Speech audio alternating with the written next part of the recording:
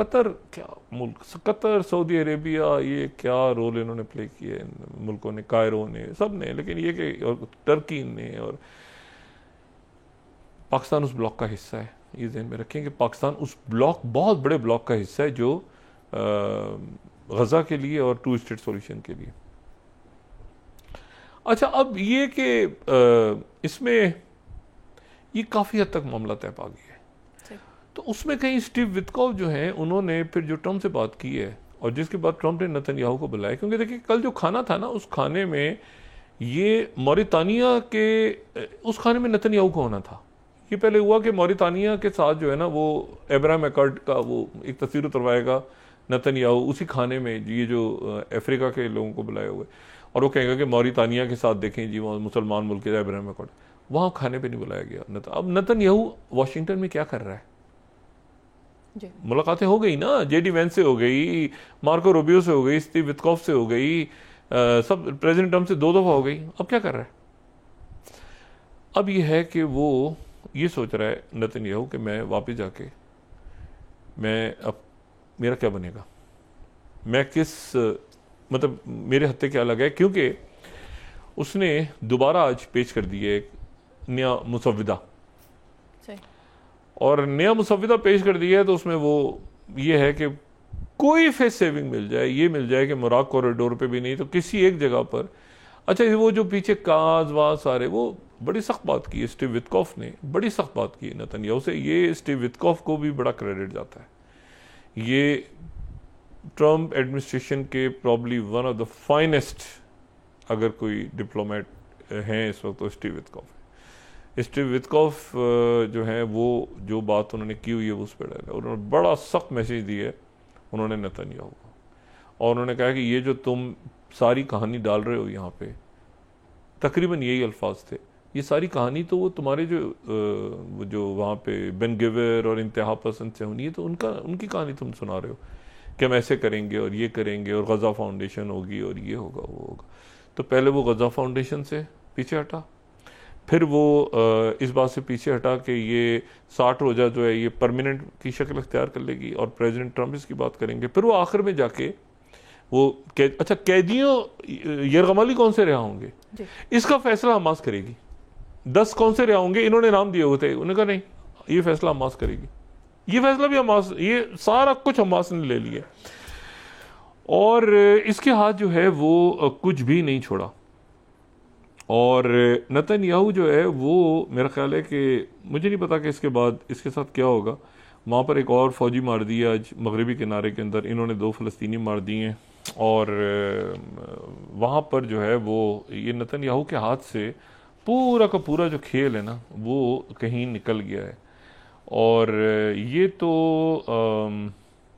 अब वहाँ पर मैं आपसे इसलिए बात कह रहा हूँ क्योंकि ये नेतन्याहू जो है ना ये अब एक फेस सेविंग ढूंढ रहा है, और मार्को रूबियो जो है, मार्को रूबियो अब इसमें यहाँ पे इसराइल अयोम को मैं कोट करता हूँ, ये इस वीकेंड ये 22 Israel considering a partial withdrawal, partially होगा ना, किस्तों में होना था ना, तो पार्शियली होगा, और सारा करना है तो एक साथ कर लें, पार्शियली है ना, तो ये क्या फेस सेविंग ढूंढ रहा है। Ceasefire to be announce over the weekend, तो ये वीकेंड के ऊपर अनाउंस करना है इन्होंने, और वहीं पर बैठा हुआ है ये, और बैठा हुआ है और सोच रहा है कि मैंने क्या करना है। और अब यहाँ से चाइना की जो न्यूज़ एजेंसी है जिंजुआ वो कर रही है कि इसराइल ने नया विड्रॉल 27 नया विड्रॉल ऑफर पेश किया है इसराइल ने गजा सीज फायर टॉक्स के दौरान। और वो तो पहले तैयार थे कि हमने जो है वो 10 लोग पहले मरहले में छोड़ने, वो तो सारे छोड़ने को तैयार थे, वो इसने कहा था 10 छोड़े, वो सारे हो सकता है सारी आखिर में वहाँ बैठा हुआ है, तो हो सकता है प्रेसिडेंट ट्रंप जो है वो आखिर में कह दें। और इसमें जो एक इम्पॉर्टेंट बात है वो ये है कि मुज़ाकरा जारी है, कतर में टीम बैठी है, तो नेतन्याहू अब वीकेंड तो आ रहा है, तो वीकेंड पे वो अनाउंस कर देंगे सीज फायर, और उसमें ये है कि उसमें गजा ह्यूमैनिटेरियन फाउंडेशन का क्या बनेगा। इसमें और ममालिक भी तो थे ना, बहुत सारे लोगों ने, वो जलील हो गई, गजा ह्यूमैनिटेरियन यूनाइटेड नेशंस अंदर आएगी, इसी तरह से वो फ़लस्तीनी अंदर मौजूद रहेंगे, जो फ़लस्तीन हमास भी रहेगी, तभी तो ये 10 लोग छोड़ के तो बाकी यरगमाली तो हमास रहेगी मौजूद, अरब ममालिक अंदर जाएंगे। तो ये इस वीकेंड के ऊपर जो है, और इसीलिए वो इन दोनों की चीखें निकल रही हैं वहाँ पे। ये मैं 25 दिखाऊँ ना, ये स्मॉथरिज बेन गिवर डिनाउंस इमर्जिंग डील चूँकि तेज़ होने जा रही है, तो वो जो है ये वहाँ पर इनकी चीखें निकलनी शुरू हो गई हैं अभी से। और ये एक आप समझें कि तारीख़ में, इंसानी तारीख़ में फ़लस्तीनियों ने एक ऐसी अपने खून से एक ऐसी दास्तान लिखी है कि उसके बाद जो है वो मुझे बिल्कुल, मैं सोचता हूँ कि क्या मंजरनामा होगा। और इस मंजरनामे में जो है वो इन्होंने उसमें कतर ने, बाकी लोगों ने, अरब ममालिक ने, सऊदी अरेबिया को तो बहुत था, सऊदी अरेबिया ने तो बिल्कुल स्टांस लिया, इजिप्ट आगे पीछे। तो ये कहीं इस हफ्ते, और वो उससे भी हट गया पीछे, मोरक्को कॉरिडोर से भी हट गया। अब ये है कि मुझे कहीं रहने दिया जाए, तो कहीं तो रहना था ना भाई। पहले मरहले में इतनी जगह से निकलना था, फिर यहाँ से निकलना था, और प्रेसिडेंट ट्रम्प जिम्मेदारी लेंगे कि सीज फायर रहेगी अपनी जगह, चाहे कुछ भी हो, नेतन्याहू दरमियान में जो है वो अंदर दाखिल नहीं होगा। तो ये सीज फायर जो है ये इस हफ्ते, इस वीकेंड के ऊपर जो है वो, और इसी दौरान जो है वो आसियान समिट हो रही है। और आसियान समिट हो रही है ये कुआलालंपुर में, और वहाँ पर जो है वो बड़ी इंपॉर्टेंट मीटिंग हुई है। कि मैं 2 मिनट 10 सेकंड लूँ तो उसके बाद फिर हम ब्रेक पे चले जाएंगे। ये इस मीटिंग को मैं कंप्लीट करूँ। वहाँ पर मीटिंग हुई है, बहुत इंपॉर्टेंट मीटिंग। वो वांग यी भी पहुँचे हुए थे चाइना से, पाकिस्तान से साकडार सब गए हुए थे, इंडिया की नुमाइंदगी भी थी सारे। लेकिन जो सबसे इंपॉर्टेंट मीटिंग हुई है वो हुई है मार्को रूबियो और सर्जेई लैवरोव की।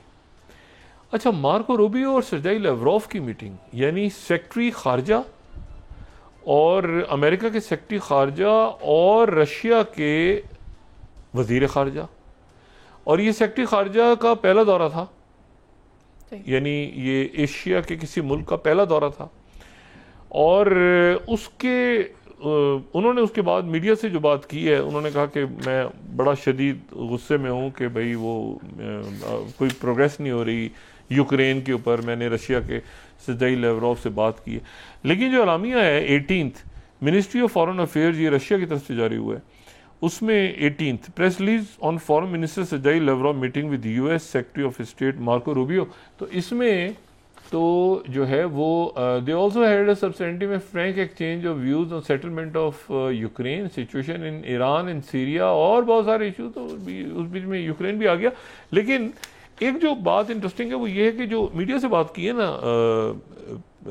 सेक्रेटरी रूबियो ने, उन्होंने कहा कि एक पैरेलल प्लान है मुझसे डिस्कस किया है सर्जेई लैवरोव ने ये फ्रैंक डिस्कशंस में, जो मैं जाके, यानी यूक्रेन के हवाले से, और मैं जाके डिस्कस करूंगा